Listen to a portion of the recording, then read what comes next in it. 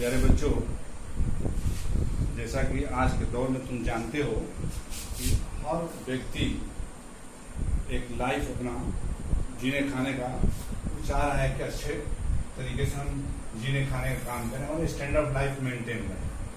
अपने दिनचर्या या जीवन के खर्च के लिए यानी अपने कैरी आउट करने के लाइफ को वो कुछ न कुछ काम करता है। जैसे मान लो बहुत सारे लोग जो है फार्मिंग काम करते हैं और उससे अपना धन कमाते हैं, धन को उपार्जन करते हैं और अपने तमाम जरूरत के खर्चों को पूरा करते हैं। इसके बाद बहुत सारे जरिए से वो अपना धन इकट्ठा करके और अपने तमाम जो उनके डेली लाइफ में जो काम आता है, इसके बाद बच्चों के एजुकेशन का सारे काम करते हैं। बहुत सारे लोग जो है वो सर्विस करते हैं, सर्विस करके अपना जीने खाने का काम करते हैं और अपने लाइफ को जो है वो स्टैंडर्ड से गुजारते हैं। बहुत सारे लोग जो है वो अपना प्रोफेशन करते हैं, जैसे हमारे डॉक्टर हैं, इंजीनियर हैं या वकील हैं या चार्टर्ड अकाउंटेंट हैं। इन लोगों का एक प्रोफेशन है, प्रोफेशन से अपना धन कमाते हैं और धन कमा करके अपने लाइफ को कैरी आउट करते हैं एक स्टैंडर्ड से। ये सब जो है हर व्यक्ति जो समाज में रह रहा है, यानी जो अपने जीवन के खर्च के लिए कमाता है पैसा और खर्च करता है। अब इसमें एक समाज का वो हिस्सा है जो अपने जीवन के खर्च को या परिवार के खर्च के लिए वो व्यवसाय करता है। व्यवसाय करके वो धन कमाता है और वो अपने परिवार पे या और भी सामाजिक कार्यों को खर्च करता है। तो यहाँ पर हम तुमको व्यवसायिक स्वामित्व के प्रारूप यानी व्यवसाय से संबंधित हम बात करने जा रहे हैं। जो हमारा टॉपिक है वो व्यवसायिक स्वामित्व के प्रारूप, अर्थ, विभिन्न स्वरूप और इसके बाद जो है वो इसको कैसे फॉर्म किया जाए, इसका फॉर्म में किन किन बातों का ध्यान रखा जाए फॉर्मेशन में, ये सब सारी बातें हैं। देखो यहाँ व्यवसायिक स्वामित्व का अर्थ मैंने लिख दिया है। व्यवसायिक स्वामित्व का अभिप्राय है कि व्यवसाय पर किसका अधिकार है, यानी व्यवसाय पर किसका अधिकार है। जिसका अधिकार होगा वही उसका स्वामी होगा और स्वामी का ये काम होता है पूरे अपने व्यवसाय का देख रेख करना तथा उसका प्रबंध एवं संचालन कौन व्यक्ति करते हैं, अर्थात व्यवसाय का मालिक कौन। ये बातें उसमें होती है। व्यवसाय का मालिक ही व्यवसाय का स्वामी होता है, या तो खुद व्यवसाय में लगा हुआ हो या और लोगों को लगा दिया हो या और किसी माध्यम से व्यवसाय करा रहा हो। व्यवसाय का मालिक ही व्यवसाय का स्वामी होता है और स्वामित्व का निर्धारण हम उस पर कंट्रोल, ओनरशिप एंड कंट्रोल के द्वारा हम निर्धारण करते हैं। व्यवसाय का स्वामित्व यानी ओनरशिप यानी उसका प्रबंधन संचालन कौन कर रहा है के द्वारा ही हम व्यवसाय के स्वामित्व का निर्धारण करते हैं। अब इसमें व्यवसाय के स्वामित्व में हम आ जाते हैं कि प्रबंधन संचालन कौन व्यक्ति कर रहे हैं, व्यवसाय का कौन मालिक है। तो इन सब बातों को देखते हुए हम ये कह सकते हैं कि व्यवसाय के मालिक में कोई प्राइवेट व्यक्ति हो सकता है या स्टेट गवर्नमेंट हो सकती है या सेंट्रल गवर्नमेंट हो सकती है या इसके अलावा कोई और भी संस्थाएं जो स्टेट गवर्नमेंट यानी राज्य सरकार या केंद्र सरकार के अधीन हो, कॉर्पोरेशन, वो काम कर रहा हो। तो ये जो है व्यवसायिक के स्वामी होते हैं। अब प्राइवेट में जो है निजी उद्योगपति है, जैसे टाटा, बिरला, डालमिया, बहुत सारे बड़े बड़े पूंजीपति हैं या छोटे पूंजीपति हैं। बड़े व्यवसाय बड़े लेवल पर जो है ये लोग हैं, छोटे लेवल पर जो है एकल व्यवसाय है या पार्टनरशिप है, तो उसके अलग अलग मालिक होते हैं। उनके ये बिजनेस के आकार के ऊपर निर्भर करता है मालिक। अगर पार्टनरशिप है तो उसके कई हो जाते हैं और मान लीजिए कि वही जो है कंपनी का प्रारूप हो तो उसमें शेयर होल्डर्स के मालिक होते हैं। अगर एकल व्यवसाय तो एक व्यक्ति मालिक होगा। तो स्वामित्व का जो मसला है, ये मसला जो है वो व्यवसाय के आकार के ऊपर निर्भर करता है। और इसके अलावा पूंजी तो है ही अलग से उसमें। अब आगे हम तुमको बताने जा रहे हैं व्यवसायिक स्वामित्व के विभिन्न स्वरूप, यानी फॉर्म्स ऑफ व्यवसाय, different forms of business undertaking, यानी ये हमारा जो है व्यवसायिक स्वामित्व के स्वरूप हैं। प्राइवेट इंटरप्राइज, निजी उपक्रम, सार्वजनिक उपक्रम, मिश्रित उपक्रम। निजी उपक्रम यानी प्राइवेट इंटरप्राइज वो है जिसमें ये निजी उद्योगपतियों के हाथों में होता है, निजी उपक्रम। अब इसमें बड़े भी उद्योगपति भी हो सकते हैं, छोटे व्यवसाय भी हो सकते हैं और मीडियम क्लास के भी हो सकते हैं।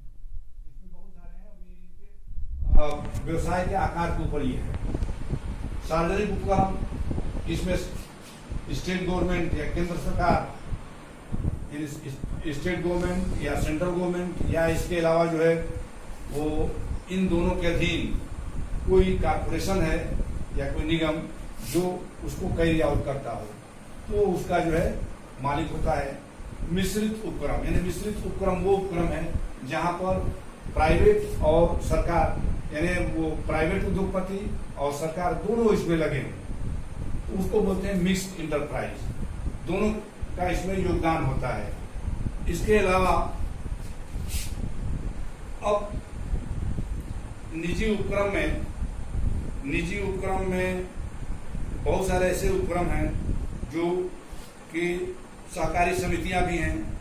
वो सहकारी समितियां हमारे सहकारी समितियां जो आपस में कोऑपरेशन से उनका फॉर्मेशन होता है और वो अपने एक मिनिमम प्रॉफिट बेसिस पर काम करते हैं, उनका कोई लाभ का मकसद नहीं होता।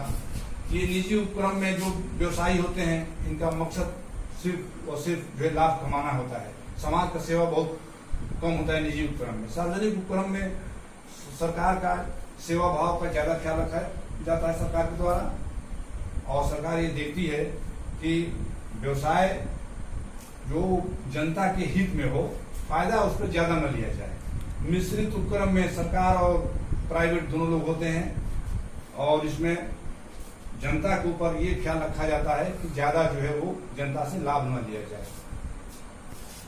हालांकि व्यवसाय का स्थापना ही लाभ कमाने के मकसद से होता है, फिर भी ये ध्यान रखा जाता है कि लाभ तो कमाया जाए, मगर ऐसा ना हो कि समाज के ऊपर ज्यादा उसका बोझ पड़े और समाज जो है वो ज्यादा इसमें बोझ उठाना पड़े। इस तरीके से हम कह सकते हैं कि सार्वजनिक उपक्रम में वो सार्वजनिक उपक्रम इसमें कि सरकार का जो 51% शेयर होता है, और निजी उपक्रम में तो बड़े बड़े पूंजीपति होते हैं। अब इसमें हम उनके जो पूंजी के आकार पर हम व्यवसाय को जो है उनको देखते हैं आगे। अब इसके बाद हम व्यवसायिक स्वामित्व, व्यवसायिक स्वरूप के स्वामित्व का चुनाव, व्यवसायिक स्वरूप के स्वामित्व का चुनाव करते समय हम बहुत सारे बातों पर ध्यान देते हैं।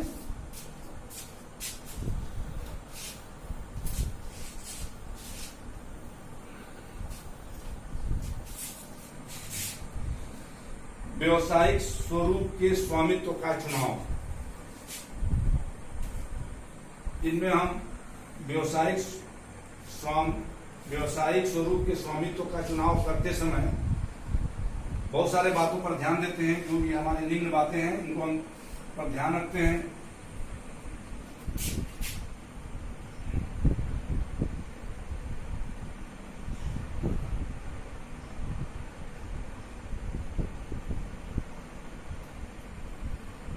व्यावसायिक स्वरूप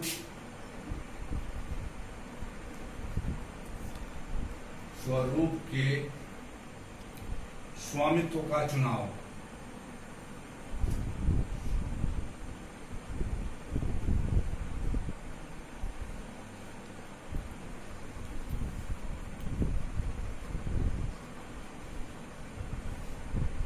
व्यावसायिक स्वरूप के स्वामित्व का चुनाव, व्यावसायिक स्वरूप यानी आकार, ये स्वरूप selection of A form of business ownership, यानी हम चुनाव सिलेक्शन करते हैं वो बिजनेस ओनरशिप का, तो उसमें हम ये देखते हैं इन निम्न बातों का हम ख्याल करते हैं।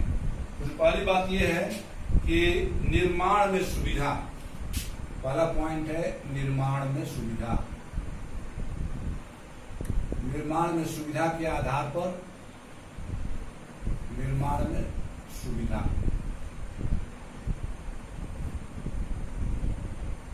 दूसरा है पूंजी की मात्रा,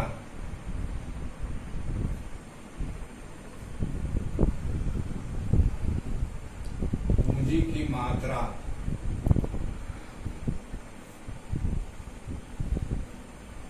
तीसरा हमारा है व्यवसायियों का दायित्व,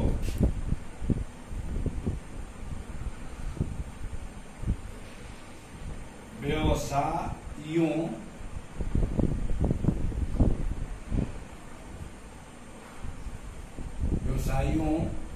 का दायित्व।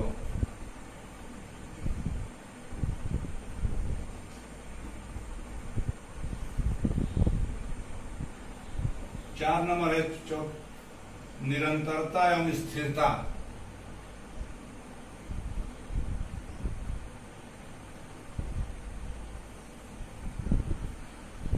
एवं स्थिरता।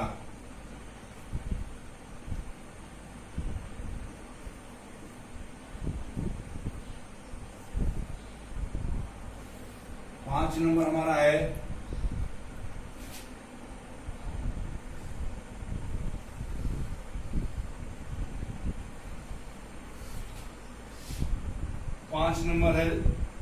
वैधानिकता एवं राज्य नियम। वैधानिकता, वैधानिकता, वैधानिकता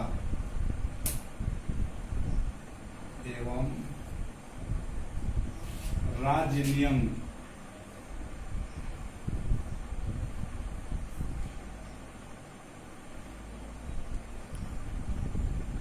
राज्य नियम। 6 नंबर हमारा है लोच।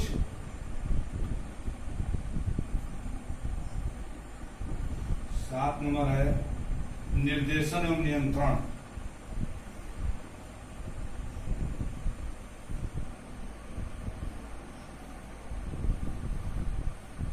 निर्देशन एवं नियंत्रण।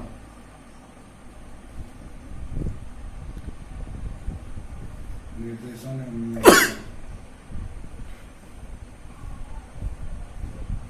नियंत्रण। 8 नंबर है गोपनीयता।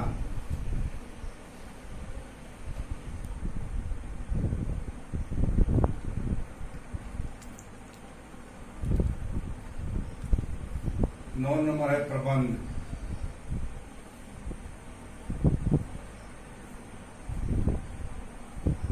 10 नंबर है करों का दायित्व। करों का दायित्व।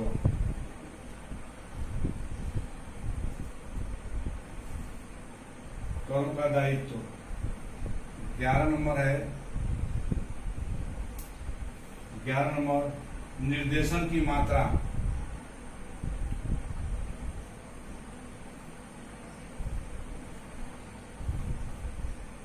निर्देशन की मात्रा।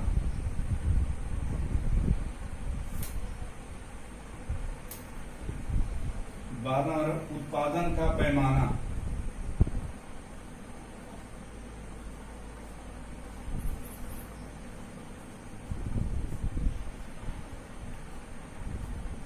उत्पादन का पैमाना। 13 नंबर भावी विस्तार।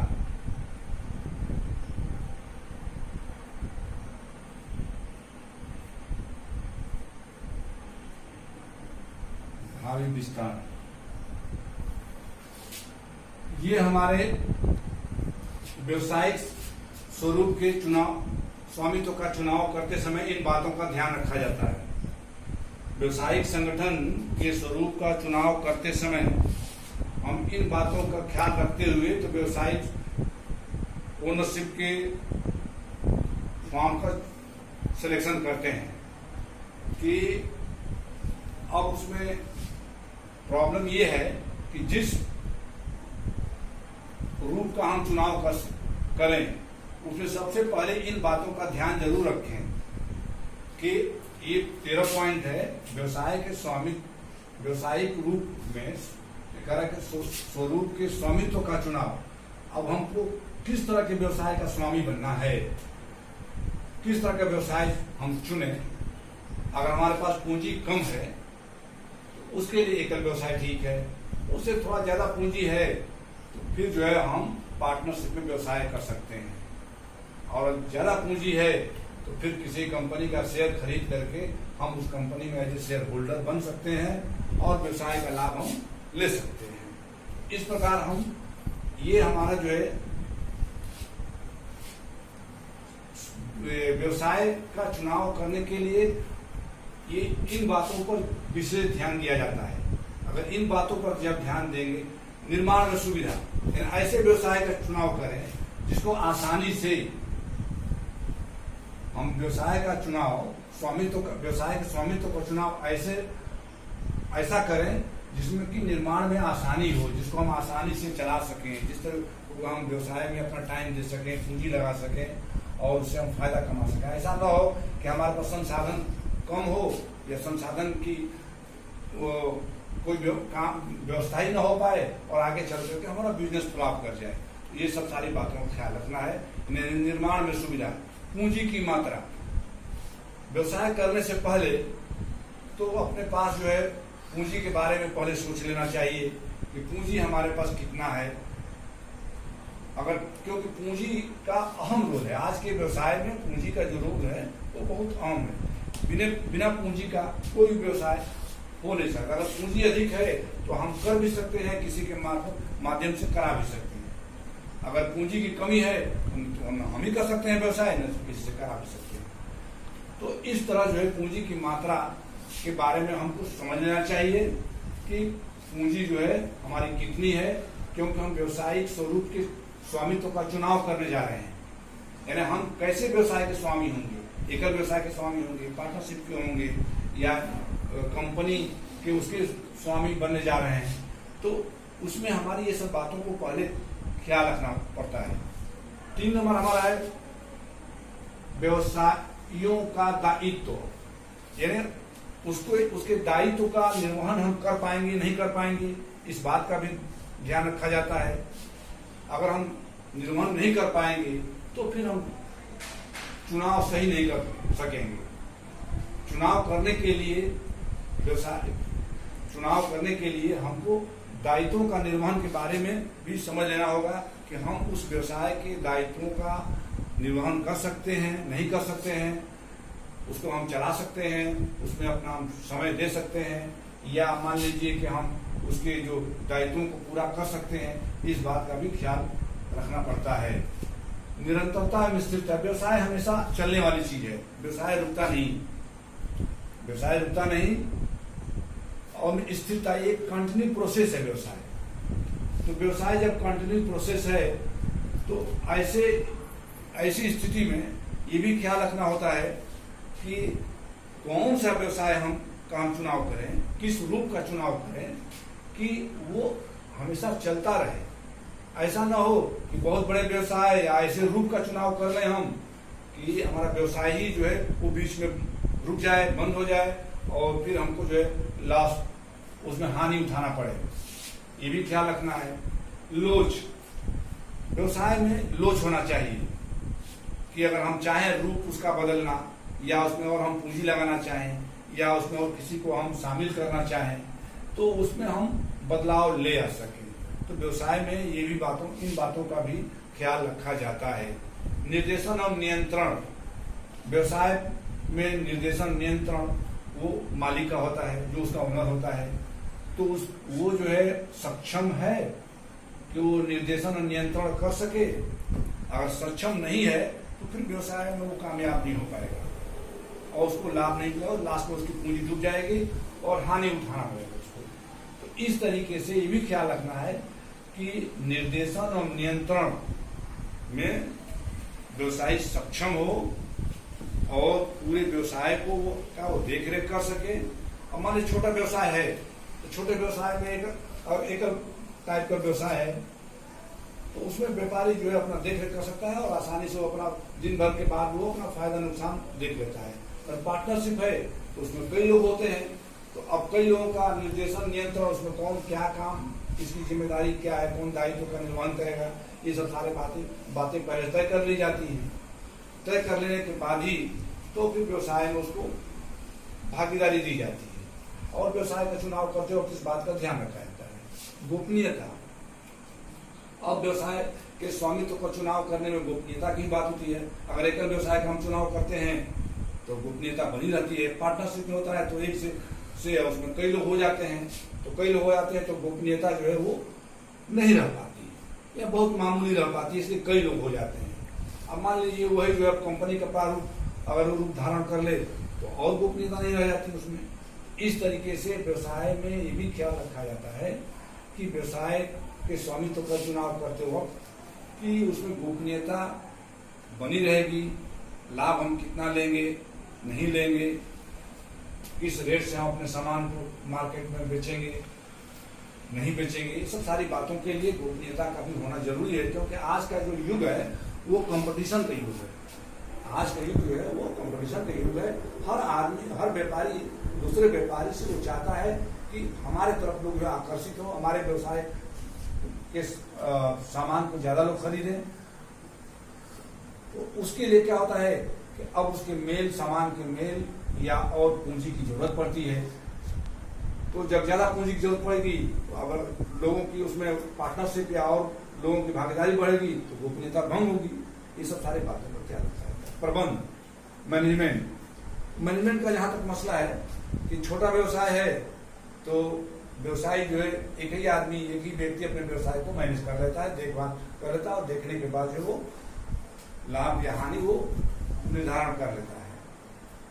मगर अगर वही व्यवसाय पार्टनरशिप है तो समय लगता है और उसमें वो नहीं कर पाता, यानी प्रबंध जो है वो नहीं कर पाता। क्यों? कई लोग होते हैं तो कई लोगों के बात करने के बाद तो तय हो पाता है कि कौन व्यक्ति किस काम को जो है वो अंजाम देगा या कौन उसका दायित्व, किस काम का दायित्व का निर्वहन करेगा। ये सब सारी बातों पर नहीं होता है। करों का दायित्व, ऐसा व्यवसाय हो तो उस पर ज्यादा टैक्स ना देना पड़े, और ज्यादा टैक्स देना पड़ेगा तो वो व्यवसाय जो है काफी कॉस्टली हो।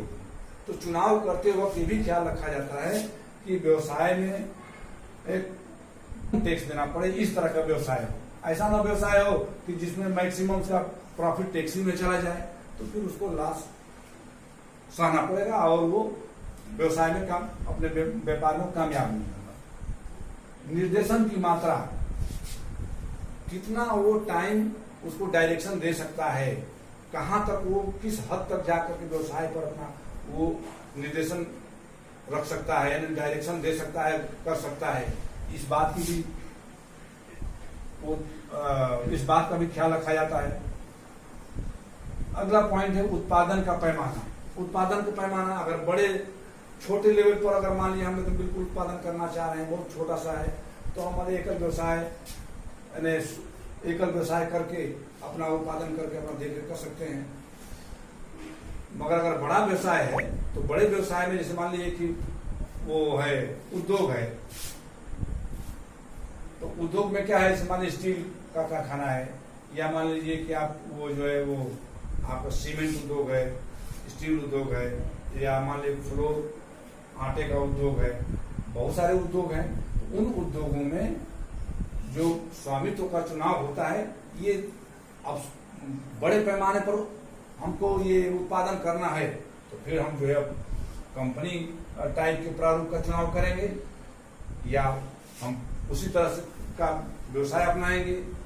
अगर हमको छोटे लेवल पर करना है तो पार्टनरशिप या हम एकल व्यवसाय का रूप का चुनाव करेंगे। तो ये चुनाव जो है उत्पादन के पैमाने पर भी निर्भर करता है। भावी विस्तार का जहां तक सवाल है तो व्यवसाय में भावी विस्तार जो है एकल व्यवसाय या पार्टनरशिप में थोड़ा कम है मगर थोड़ा कम है।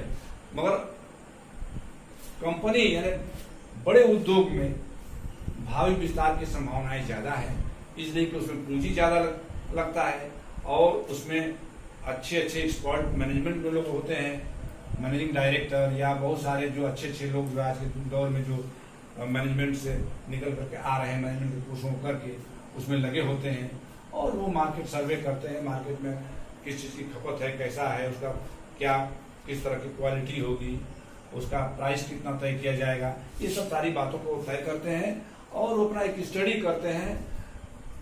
जो बड़े उद्योगपति हैं, जो बड़े उद्योग के मालिक हैं, उस तरह के व्यवसाय में वो अपना स्टडी करते हैं। स्टडी करने के बाद वो देखते हैं कि ये हमारे व्यवसाय का फ्यूचर कैसा है, उस हिसाब से उसको कैरी आउट करके व्यवसाय को ले जाते हैं। ये सब सारी बातें हैं कि व्यवसायिक स्वरूप के स्वामित्व का चुनाव, यानी स्वामित्व का चुनाव करते वक्त हमको selection of A form of business ownership, यानी फॉर्म रूप का चुनाव करते वक्त जो है बिजनेस ओनरशिप में रूप का चुनाव करते वक्त ये जितने भी पॉइंट्स हैं, इन बातों को पहले हम ध्यान से समझ लेते हैं, देख लेते हैं, तब उसका चुनाव करते हैं। अगर नहीं हम ऐसा करेंगे तो हम फिर जो है अपने व्यवसाय में वो व्यवसाय को कामयाब नहीं कर सकते। कामयाबी के लिए व्यवसाय के रूप के चुनाव में हम इन बातों का ध्यान रखने के बाद ही तो व्यवसाय का चुनाव करेंगे, वरना जो है हमारा व्यवसाय कामयाब नहीं होगा। क्योंकि व्यवसाय में बहुत सारी लायबिलिटी है। व्यवसायिक संगठन का स्वरूप इस प्रकार का होना चाहिए जिसमें आवश्यकता अनुसार परिवर्तन करना संभव हो।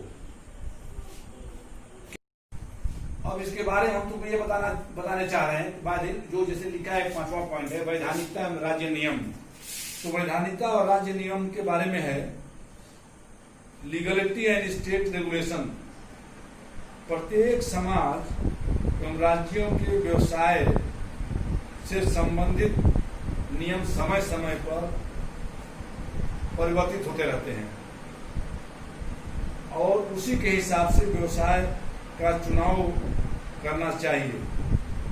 क्योंकि समय के विपरीत चलने पर या मान लीजिए कि जो परिवर्तन हो रहा है, परिवर्तन के हिसाब से अगर नहीं चलते हैं तो हमारा व्यवसाय जो है वो बंद हो सकता है। क्योंकि स्टेट रेगुलेशन यानी जो ये हमारा राज्य नियम स्टेट रेगुलेशन ये बदलता रहता है। कभी हालात सरकार जो बदल देती है तो हमारा व्यवसाय ऐसा होना चाहिए कि ताकि सरकार के द्वारा अगर कोई बदलाव हो तो उस पर कोई प्रभाव न पड़े। अब ये सब जो सारी चीजें हैं तुम्हारा ये हो गया व्यवसायिक संगठन। व्यवसायिक संगठन में हमने तुमको बता दिया है कि व्यवसायिक स्वामित्व का अर्थ, व्यवसायिक स्वामित्व के विभिन्न स्वरूप और इसके अलावा जो है व्यवसायिक स्वरूप के स्वामित्व का चुनाव, तीनों पॉइंट हमने क्लियर कर दिया। अब ये हमारा यहाँ पर चैप्टर ओवर होने जा रहा है। अब तुम किताब से देख करके इसको पढ़ लेना, तैयारी कर लेना।